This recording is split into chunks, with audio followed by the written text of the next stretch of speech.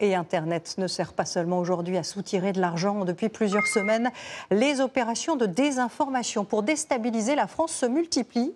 Bonsoir Samira. Bonsoir Anne-Claire. Alors nos ennemis n'hésitent pas à usurper l'image des grands médias pour diffuser leurs faux messages et TF1 n'est pas épargné. Tout à fait. Vous vous souvenez peut-être de cette chronique diffusée il y a un mois, Anne-Claire.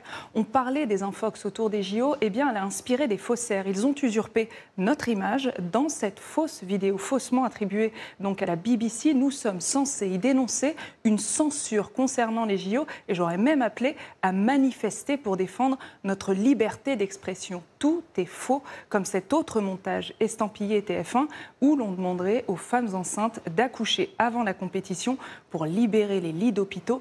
C'est tellement grotesque qu'on pourrait en rire, sauf que ces infox, Anne-Claire, elles sont prises très au sérieux par les services du renseignement français.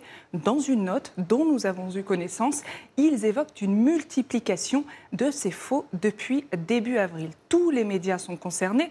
Regardez, Le Figaro, RFI, France 24, le but, c'est d'utiliser la crédibilité des journaux de référence pour tromper le public français et ternir notre image à l'étranger.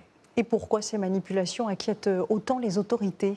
Parce qu'on en connaît l'origine et la méthode. Les vidéos arrivent toujours via des comptes pro-russes sur Telegram. Elles sont ensuite poussées sur les réseaux sociaux en échappant à la vigilance des plateformes. Selon le Washington Post, des agences de communication russes très influentes sont à la manœuvre.